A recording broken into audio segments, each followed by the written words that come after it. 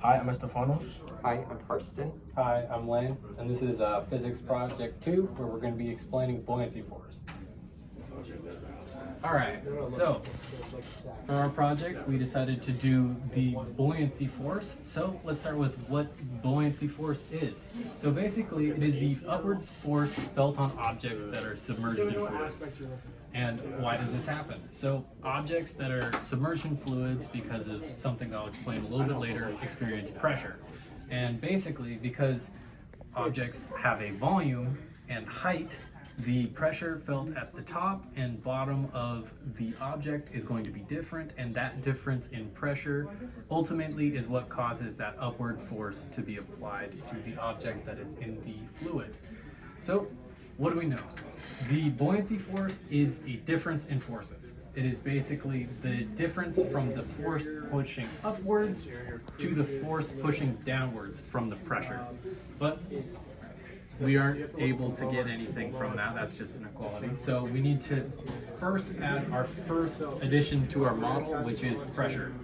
So pressure is equal to force divided by area, which we can rearrange to equal force equals pressure times area, so that force of buoyancy is equal to the area of the object times the pressure of the bottom minus the pressure of the top. So that's still not going to give us the amount of information that we need to fully solve for buoyancy force. So we then need to add our next addition to our model, which is hydrostatic pressure qualities, which is just the pressure of the pressure from fluid is equal to the density of the fluid times gravity times the height or the depth that the object is submerged. So we can then rewrite our equation to be force of buoyancy is equal to the density of the fluid times gravity times the area times the height of bottom minus height of top, which is just delta H, rewritten over there. And it's important to note that the density is the fluid and the volume is the volume of the displaced fluid. It's not actually the volume of the object, because the object does not necessarily need to be completely submerged below the surface of a fluid. So we get the force of buoyancy is equal to the density of the fluid times gravity times the volume of the fluid that is displaced, and that is ultimately an equation that you can use to figure out what the buoyancy force is. However, since we know what the equalities are for density, we can see that density is the mass of fluid divided by the volume of fluid, and since we know that we're already multiplying by the volume of the displaced fluid, those cancel out, so we get force of buoyancy is equal to the mass of the displaced fluid times gravity, and that is Archimedes' principle. The mass or weight of the displaced fluid times gravity is equal to the buoyancy force. And this is where we arrive at where it looks similar to our previous understanding of physics, as this looks like the force net equals ma, as force of buoyancy equals the mass of the fluid, m times gravity, a. Okay, so as Lane stated, some of the similarities we have with our models from Physics 211 and 212 is that when we look at the end result, Newton's second law is F net ma, and buoyancy, force of buoyancy is equals to the mass of the fluid displaced times gravitational acceleration. And I'll show you two similarities we have. Another similarity is the similarity of hydrostatic pressure to potential energy. If we look at the formula for potential energy, it is equals to mass times gravitational acceleration times height. And when we look at pressure of fluids, it's equals to the density times gravitational acceleration times height. If we choose to then multiply volume on both sides for pressure and for this part of the formula, it can later be simplified as m times g times h, which is the exact similar as potential energy. Now, when we look at some differences, we can see that buoyancy forces deal with pressure, which is part of our current model, something new that we haven't covered. Although similar, it's a different kind of force that we've seen.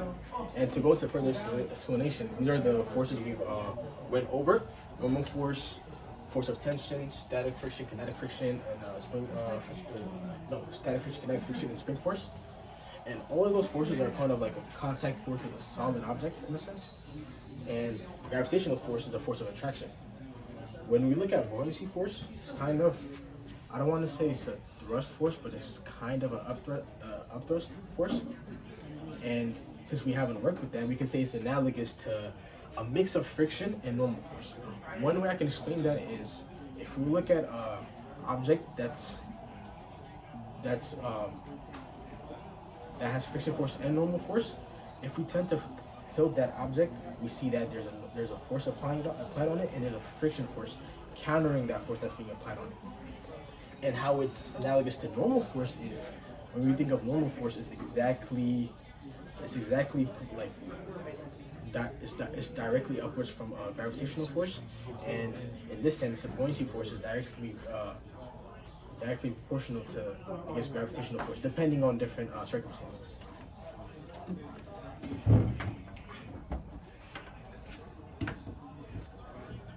Now, let's look at the limitations of previous models. One thing, we've never defined pressure nor hydrostatic pressure equations. We don't consider impact of fluids on objects. And also the 3D aspects is not really used in forces of this nature, and we have never worked with problems like that. Now, how have we adopted our model? Now we've added pressure, which is force over area. And we've also added pressure of fluid, which is density times gravitational acceleration times height. Archimedes' principle, which is buoyancy force equals to the mass of displaced fluid times gravitational acceleration. And some limitations of our adopted model is that it assumes ideal static fluid, in a sense where like there's no side-to-side motion, or in a sense we can say there's no current within the fluid. It also assumes that the volume of the object isn't changing. Let's say in a sense where an object could be deformed or it could be absorbed. We assume that doesn't happen with our object. Some pros of our I guess adopted model is that non-object mass dependence only volumes. Oh, non-object mass depends only on volumes of displaced fluid. So that means, in a sense where any form of mass of the system that is not from the object is exactly equal to the fluid that is displaced. And another thing that just makes this whole buoyancy force, very easy to work with is that it's analogous with Newton's second law. So those are just a summary of all the pros of the system. Okay, so how can we use this? So this is the first step to understanding how boats and submarines will work. So we know that our F net is going to equal to the buoyancy of the object, m of object times g, minus our buoyancy of the fluid, m, our mass of the fluid times gravity. So if the mass of an object is greater than the mass of the displaced fluid, then the object is going to sink. If the mass of the object is equal, it won't float or sink. It'll just kind of stay where it is. And if the mass of the object is less than the mass of fluid, it'll float to the top. This kind of explains how, or this does explain how like submarines work, where they'll take in water into their ballast tanks in order to sink, because as they take in water, that'll increase the mass of the submarine, and as the mass of the submarine gets higher than the mass of the fluid, it's going to cause the submarine to sink, and it'll work the same way as it gets rid of water, it'll lose mass, which will cause it to float up to the surface.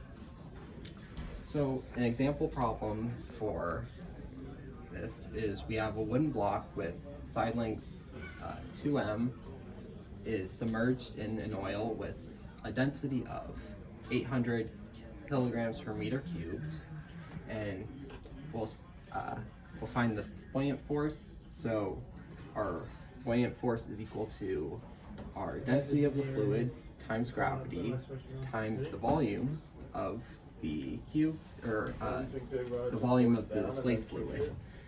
So we just plug in 800 kilograms per meter cubed, 9.8 meters per second, and 8 meters cubed, which comes out to 62,720 kilograms meters cubed, which is equal to 62,720 newtons.